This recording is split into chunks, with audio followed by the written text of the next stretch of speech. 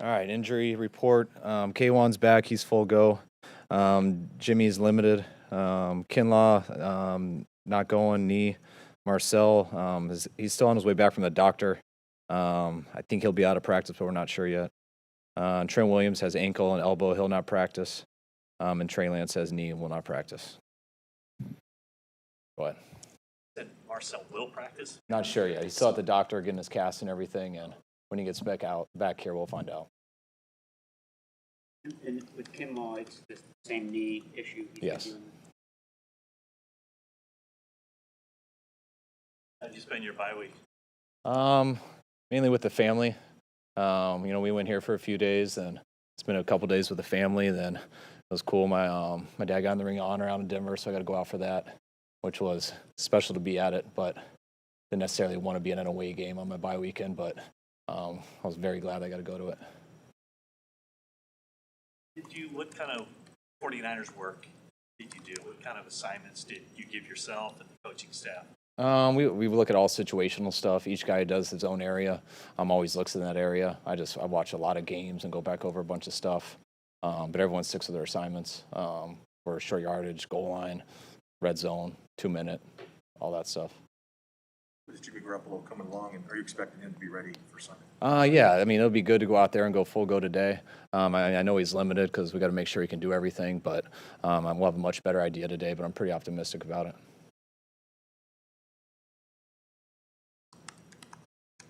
And anything about Trey's knee? Has he gotten different diagnosis, or is it? No, same diagnosis. I mean, we're hoping he could go this week. It doesn't look like it. He might have a chance at the end of the week, but I'd be surprised if he's not ready to go till next week. Something like this, do you err on the side of caution? Because you said you're hoping he might be ready to go, but he just kind of... No, he works through it, and you can take it day by day. When doctors say he's healthy and he says he's healthy and there's no risk, then you go back to practicing.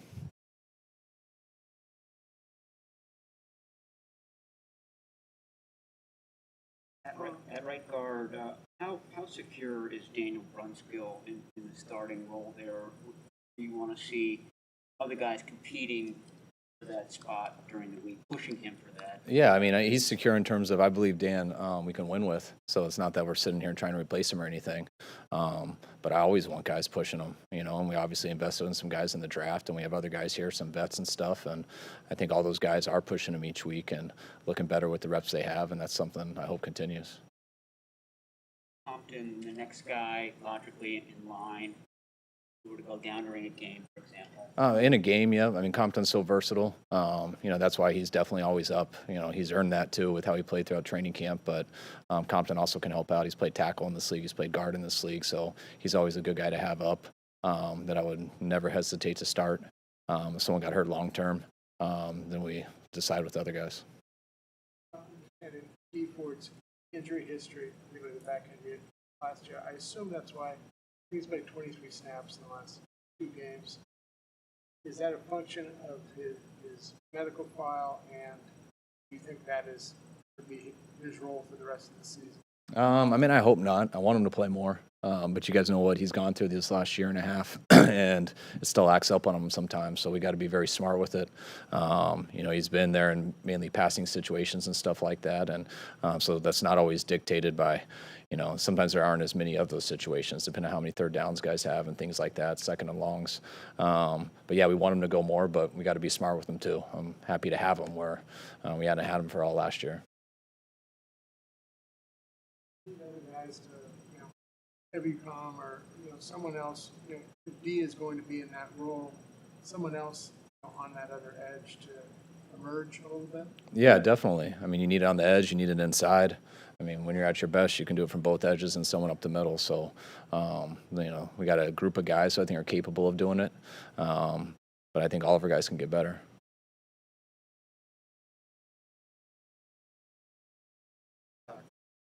For us today on the phone, just kind of revisiting last year's trade, and he said that he offered to meet you guys in the middle contract negotiation. Can you, revisit briefly how candid you got with him in terms of where you thought he fit with this team, and then just how his absence has affected the locker room and the on-field product? Yeah, I mean, I missed Buck a lot, knew we would. That was a very tough decision, not one that we wanted to do. One that going through all the situations, looking at the money, the contract, the salary cap that year. We just came off a big season with how well our defense played, and we had a number of guys that we thought that were up that year as unrestricted free agents. They weren't 2 years away. We also knew we had guys in the future we had to pay, so wanted to keep Buck bad. But we had to look at all that stuff and that went into it. And, there's lots of things that go into it, but, it wasn't something we were high-fiving or anything over after it happened. It came down to, do you want to pay this amount of money to one guy, or do you want to keep two of the guys you already have that you will lose and plus add a 13th pick in the draft? So it had nothing to do with not valuing Buck or anything like that. It was the situation of that year and that we didn't want to lose two players and a 13th pick in the draft. So that's really what the tough decision we had to make. That was a huge talking point this week. When you're playing Buckner, I think it wouldn't be, people say, oh, good job, because if Kinlaw, looked like not the next DeForest Buckner, but maybe a top-level starter. Obviously, it's very early in his career. Where do you view his development? And with his knee issue, is that it's a chronic thing? Well, yeah, that's a big concern this year, and it's nothing against him, but it's been unfortunate with him. So his development right now is on hold. I was real excited with how he started to end last year. Those last few games, especially at Dallas, I thought was one of his best ones. The Rams game, I think a couple weeks before, I'm not sure how many, but I thought he was starting to turn into that player, and had a bad injury at the end that we thought would heal up fast, and it's affected him all through this year. So that's a setback now, and that's why he's behind the 8 ball this year, but I don't think his story's totally finished being written yet. He's maybe like the most explosive player in as far as defensive tackles go coming out of the draft, just known for that burst. Has he had to kind of adapt to maybe not having that, managing the knee injury? Yeah, the whole year's been managing it, and that's why I know he's been frustrated because, there's no one's upset with Kinlaw right now. It's been unfortunate with what happened and the setbacks with some of the surgeries and stuff, and when you think it's right, just that it hasn't been out there on the field. So we've had to really manage him throughout training camp, throughout the season, hoping that would get it better, and it just hasn't so far. How difficult is it when you have a guy who's comes here kind of raw to not get those practice reps to be able to improve and work on his game? It's extremely difficult. That's why we got to get his knee better so he has a chance to develop and turn into the player that we know he is. What stands out about the Colts? It's a team I respect a lot. They got some good players. You can tell they're coached very well. They got some talent on offense, especially with their quarterback, with their running back, getting T.Y. back. They can make a lot of plays. Their defense is, they thrive off turnovers, starting with 53 in the middle and then Buck up front. It runs through those two guys. And they've given up a little bit of yards, but, I think they're fourth in turnovers, and that's why they got a chance in every game they're in. Question. When he had that surgery, he described it as a routine cleanup procedure. Did it turn into more than that, or were there underlying issues? No, there was cleanup stuff, but I know he had a setback on a couple things. So, as you know with me, I don't know the exact history of it, especially going back the whole year. But I knew getting calls on vacation like that, hey, he had a little setback here, it didn't heal right, so we got to go back into it and a couple things like that. The second procedure? I'm not exactly sure. Trey able to do this week? Is it all VR reps, stuff like that? Yeah, he's all in the rehab room. I think he's going to get out there after practice today and be able to throw a little bit. But we've been keeping him off his legs on the field and stuff from doing drops and everything. Progress have you seen week to week from Mitchell and Sermon as far as finding the right hole and making the right decision and getting the yards that you want to be there to be had? I think they're getting used to this league. I think Elijah came out pretty strong in his first game, and his second game he played and battled through that bad injury at the end there. He's really just getting back going. I think this bye week helped him even heal up more. But I was happy how tough he played coming back from a pretty tough injury. And he's taken away from Trey a little bit. He hasn't gotten as many reps, I want to say, the last week or 2 weeks that we've played. But Trey's gotten better in each game he's gone in. How do you envision Michael Hendricks helping you guys? What do you see his role being? We don't have a ton of depth at linebacker. We've had some guys hurt. He's a guy who's hopped in, and I mean, he's had a very good career. We've had to play against him, and I used to play against him all the time back in Philly when I was in the NFC East. But the way he hopped in at Seattle and filled in a great role for them for a couple of years, you know, as you know, I'm not sure about Marcel this week, so I'm glad to have a veteran here like that. You know, we got Flanagan Fowles still up and a couple guys on practice squad, but that's some depth that we need, and it's always good to get a guy in here who's done it before. I'm sorry, he's got special teams value at this point too, or? Yeah, I mean, you have to. If you get up, you got to play special teams. It's not something he's done a ton in his career because he's been out there starter so much, but it's something he's willing to do. Over the first 5 games during the bye week, is there one area you feel like your team really needs to improve the most to kind of get where you guys want to go? No, there's a number of areas. You know, we gotta get more turnovers on defense. Got to be better in the red zone there. You know, on offense, I think we got to be much better in situational football. We got to be much better throwing and catching. I'd like to generate a few more explosive runs. I think we're running the ball somewhat decent, but if you don't get big runs, you're never going to have those numbers. And then it just comes down to execution in some real critical situations. What do you think? I know every situation is different, but it seems like in a lot of the situations, there's been one thing that goes wrong.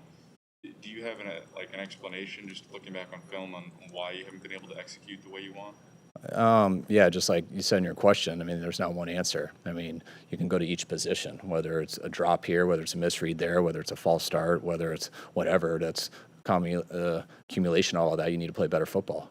And that's what we're trying to do. You got to go out there, and you don't need to make stuff up, but you got to play better. And everyone's going to make mistakes in games, but how can you eliminate those? And one thing we talk about in here a lot is doing right longer. You got to do right longer than the other team, and I don't think we've done that close to enough. Last year, you guys found different ways to get Brandon Ayuk the ball. I think there were 14 passes behind the line of scrimmage, including some of those jet sweep runs. What's your process when it comes to deciding, you know, how we're going to use a guy with those plays in mind? Yeah, Brandon's an option on that. He does a good job on that stuff. I think we went to him a ton especially when we were missing Kittle and Debo. So I know when we have those guys, it takes a little bit away from them. But you always try to give it to the guys who you think you have the best look and you think you can do the best with it. And Brandon's one of those options. It hasn't happened here a lot, but we are expecting rain on Sunday. Does that factor into the game plan just because you're not used to playing at home in rain? No, I mean, I wouldn't mind it raining a couple of days here in practice. I mean, I hate it ruining our field, but it's always good to get some work in it, but you can't make a big deal about it. I mean, you got to go out there and be aware, and you got to protect the ball and be smart in that way. You know, all rainstorms are a little bit different, so you see how it is and how the game's going, and you adjust to it. When you first got here in 2017, you were asked why you didn't keep Colin Kaepernick. And you said, well, if you wanted the same style of quarterback, if you have 2 different style of quarterbacks, you have 2 different styles of offenses, and you don't really master anything. Is any of that going on right now with your offense? 2 different style of quarterbacks, 2 different styles of offenses, and that's why you're not executing the way you have in the past? You know, when you do that, there's a lot of truth to that, and that's why I said that whenever you can remember me saying it. But it's, you know, that's what you practice in training camp. But that's the big thing with, that's one reason I really like Trey. I don't think you have to do a totally different offense. I think Trey can add a lot to your offense, and you can do a lot of different things that you might not be able to do with a guy who doesn't have the athletic ability in terms of running like Trey does, but you don't have to do a whole new offense. But you got to give the guys a chance to develop a few different things. But you never want to get away from your foundation. All right, thanks, guys.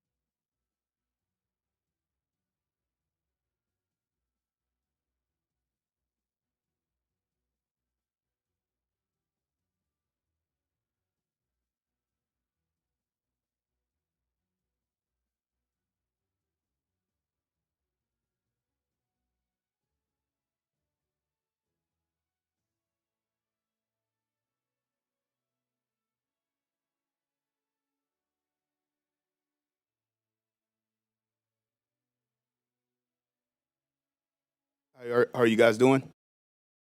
Doing well. Go ahead, guys. Problems do the Colts present you guys this week? Problems that the Colts present this week on special teams. Yeah, they're a good unit. Play good football. They have 2 good returners and really 3 good returners. They got 4-3 returners, which anytime you got speed like that, it always presents a problem. Nakeem Hines is a good punt returner. He has 2 career touchdowns in his career.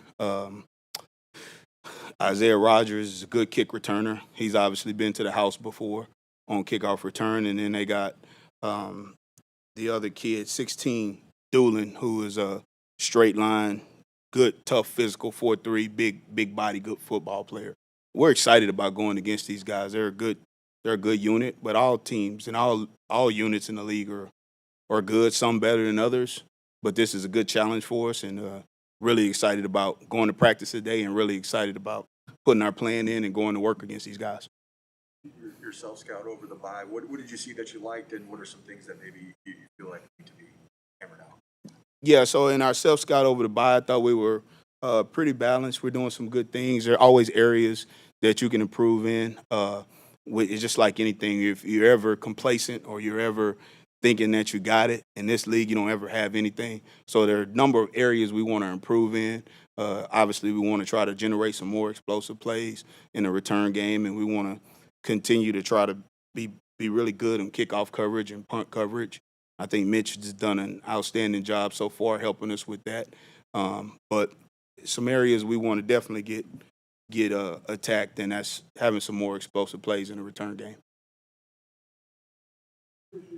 I stuck with Cannon against the Cardinals after he had some issues against the Seahawks. Obviously, you didn't get a chance to return, but what went in that decision to stick with him? Just the same thing I said last time. We're always going to go with who we feel like gives us the best opportunity to win at that moment, and we have confidence in several guys on our roster in terms of returning.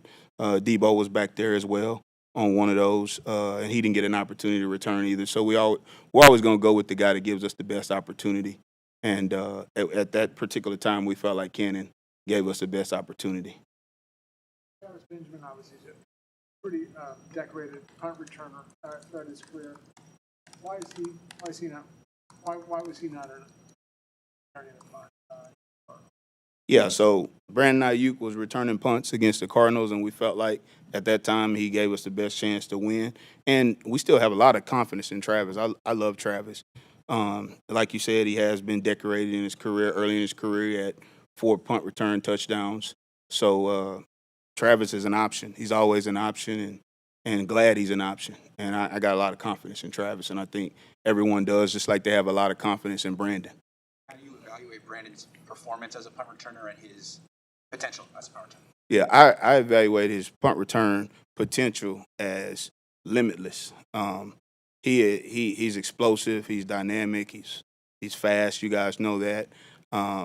He's done a decent job so far. He's done a good job so far. A lot of times with punt return, you have to see if the guys are giving him a chance to return the ball as well. So, again, explosive. I talked about explosive returns earlier. That has to do with blocking, too. So we got to make sure we give him space. And he's a tough runner. He's broken some tackles. He's a tough kid.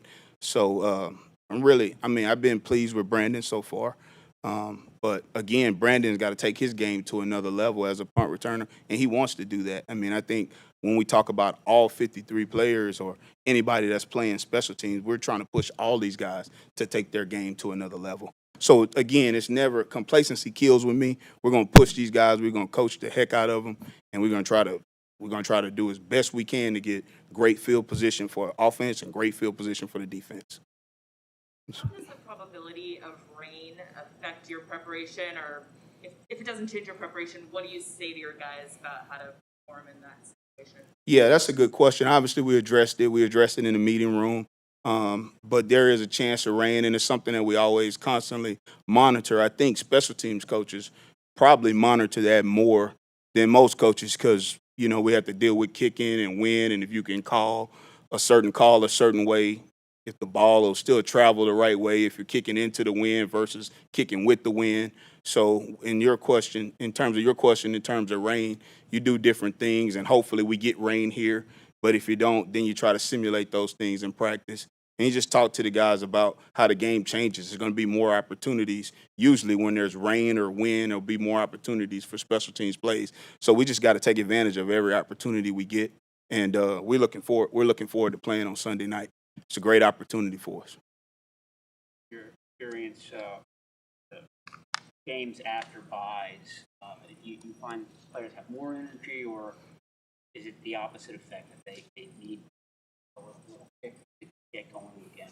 Yeah, I think I can just speak to the current situation we're in. I mean, our guys came out with really good energy after the bye. They've been really attentive in meetings. They've been really good and walked through today.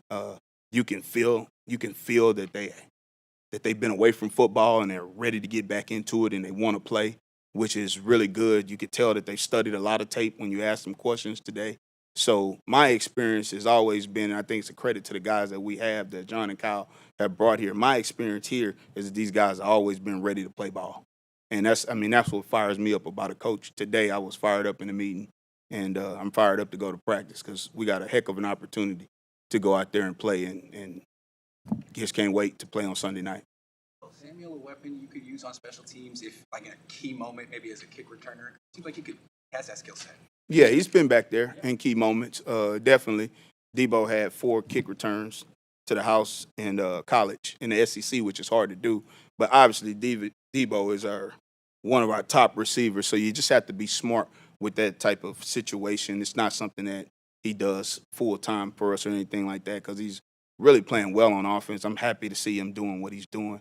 I'm sure they got things that they talked to Debo about, but, I mean, from what I see, and I don't study offense tape a ton, but I see him making some plays. So in key situations, yeah, and Kyle's been awesome. So credit to Kyle on that.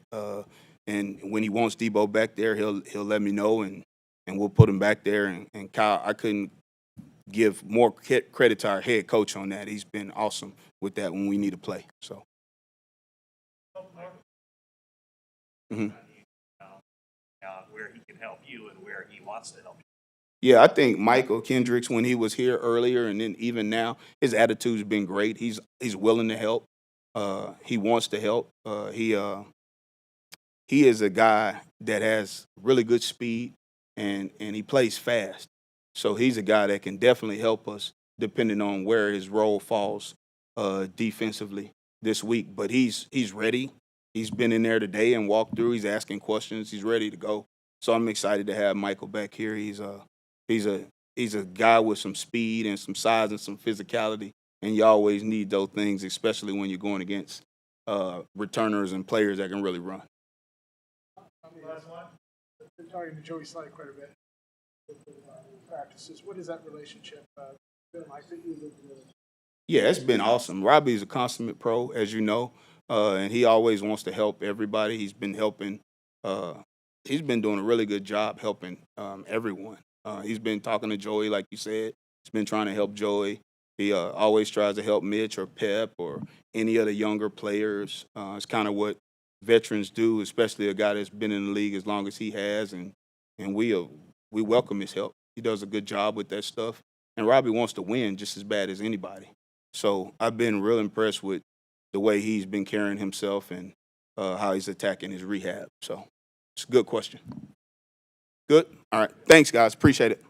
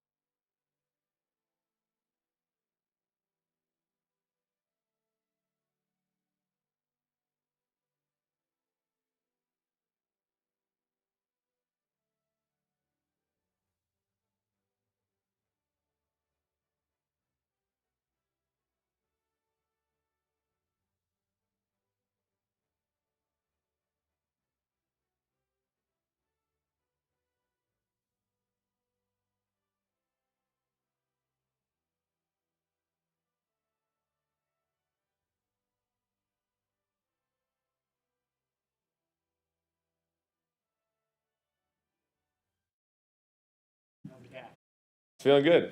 Feeling real good. Go out there, test it out a little bit, but overall, feeling like it's in the right spot. Warming up in Arizona, very, gingerly, cautiously. Was it an issue of pushing off that leg? Was that the problem? Yeah, pushing off of it. Just those quick, little jerky movements, I guess you could say. Just, didn't want to push it too much last week, but I think during the bye week, we've really made some big strides, so I'm happy with where it's at. How did you spend the bye week, Jimmy? I was here. Yeah, getting this calf right. Really not much off time, but, it's that time of year, time to grind. And it'll be 100% healthy this weekend? I'm hoping, yeah. I mean, it'll get better every day, I think. Test it out on the field, see what we could do and everything, but, right now it feels great. You indicated after that game you might miss. You're hoping only to miss a couple games. Obviously, you're not a doctor. Thankfully. You misdiagnosed yourself. But what was it about the injury that made you feel like it was more severe than maybe it was? It was about what the couple of weeks thing was a little aggressive. Came out the gate with that, but it was I don't know. I've done it before in the past, similar injuries to that. So it was I just kind of knew my body and knew it was going to take a couple of weeks. It was just a little pull. It wasn't anything too serious. There's another self-diagnosis, not body-wise, but just offensive-wise. What do you think you guys need to do to be the kind of offense that you want to be? Well, I think when we're at our best is when we could get into a rhythm. I think when the run game, pass game are working together, get a couple easy ones, get the play action game working. I think when all those things are clicking and we could get into a rhythm, that's when we're at our best. Get the first down and really get into a drive, get things rolling. But when we go 3 and out and we get off the field quick, it just puts our whole team in a bad situation. That's the complementary football that we've played in the past here. That's when we play our best and when we kind of lap teams and turn one score into 2 real quick. And I think if we could get back to that, we'll be in a good spot. The running game has changed without George out there and without Raheem and basically rookies at running back. How has that changed the running game? Not tremendously. I mean, obviously, you want your starting guys out there, but we're pretty deep right now. And I like the guys that we got rolling. Hopefully we get those other guys that are injured back. But it doesn't matter who we have out there. It's pretty consistent, I would say, for the most part, with a little tweak here or there. But it's about us going out and executing at this point. Lost 3 in a row and coming off the bye week. How much does this feel like a must-win game, at least as it could at this point in the season? They're all big games. I mean, going forward, every game's a big game, and we're treating it as that way this week. Just it'll be a fun atmosphere Sunday night here. Get the faithful rolling again, and give them something to cheer about. But like I said, every game's a big game going forward now. Into the bye, Kyle joked that you and Trey would be spending the bye week together rehabbing. Was that the case? Were you on the same rehab schedules with the trainers? And then did you do anything aside from the physical rehab? Did you spend time in the playbook or anything like that with him? Not together. No, our rehab processes are kind of in different spots, I guess you'd say. But we were here at the same time, putting in the work and everything. But physically, kind of on different pages, I guess. How would you describe the presence DeForest Buckner had in the locker room and as a captain? Defo was great locker room guy, great teammate, great friend, just really great individual. He really was. Just I can remember when I first got here, Defo was one of the first guys to come up to me, and I knew his name and everything, but didn't really know him personally. And he was very welcoming. I mean, a guy of his stature, he has a presence about him, and so it's that's the tough part of the business to see guys go like that. But I've been on both sides of it and seen it, so it'll be cool to see him. But yeah, it's business, I guess. All right. Thanks, guys.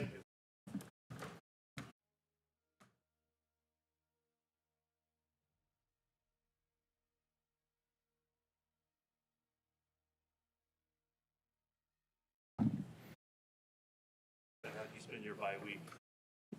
Here, taking some time to reflect on those first few weeks of the season, keep working out, stay in shape, take some time off, just been, from the banging part of it, so. Finding your reflections? I think this league is so, there's the majority of the teams are in the middle of the pack, right? Where you're 3-2, you're 2-3.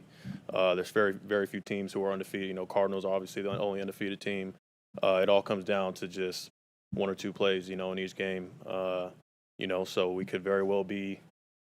We could be 1-4. We'd be 4-1. We could, you know, there's a lot of places we could be, but where are we? What's reality? We're 2-3. You know, so how do we move from here? I think our mind's got to speed up. You know, we got to have that championship mentality. Every time we step in between the white, it's got to mean something to you. You know, we have everybody that we need. We're not looking outside to try and get somebody different. We have everybody that we need. We just need our guys. You know, and it starts with me. We need everyone to buy in, to recommit, and play their best ball, because that's what we need to be able to win games, win big games, and just be consistent. Looking at the Colts, Fred, what do you see out of Jonathan Taylor that makes him unique? It's funny. I actually got a funny story about Jonathan Taylor. He was a true freshman when I was a senior in college. He was a true freshman at Wisconsin. We played him.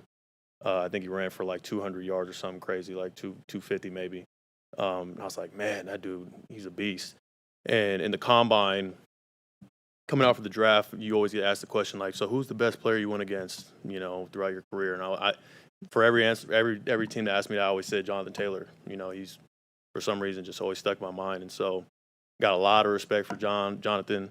You know, he's got the breakaway speed. It looks kind of deceptive on tape, but he's got the breakaway speed. He runs the ball hard. He's a really good back. So, yeah, obviously we're going to have to bring all 11. I mean, you told him of your respect for him? No, I haven't had the opportunity, you know. So, like I said, it'll be fun to go against and compete against him now that we're obviously far removed from when we last played. But you know, it's going to be a great challenge for sure. In the forecast, does that help or hinder your ability to be aggressive on defense? I mean, I don't know if it changes much, honestly. You know, anytime there's any type of rain or weather in the game, I guess that's more so for the offense taking care of the football. You know, no matter what, we're going to be coming after it. That's obviously a point of emphasis, is trying to create more takeaways, and whether or not, I mean, whether it be raining or not, that's just our mindset. You have with Darius Leonard, and did you guys have any contact at all during kind of going through the same thing in the offseason with contracts and all that stuff? Yeah, we have a really good relationship. You know, D. Leonard, I got a ton of respect for him, man, and you know, just the fact that he stepped onto the scene. We both came out the same year, and that man, he came out, was an all-pro player. He got snubbed for the Pro Bowl his first year. Obviously, he's made a ton of plays in this league. You know, got paid deservingly. And, you know, we congratulated one another throughout the process. You know, he's had a heck of a season so far. You know, so I got a ton of respect for him. It's going to be fun to compete on the same field finally. Did you guys any exchange messages at all of like, hey, you go first, or I'm going first, anything like that? No, none of that. It just kind of worked out the way it did. You know, we're obviously both very grateful for, you know, for what happened to each of us. And so, like I said, it's going to be fun competing against him on the same field. In touch with DeForest? Yeah. We talk frequently. You know, he was one of the first ones to congratulate me when I did sign my deal. You know, I've been super happy for his success over there in Indy. You know, he's continued to continue to take strides and leaps in his game, and he's just a heck of a player. So, yeah, really happy for him. Cool. Thanks, guys.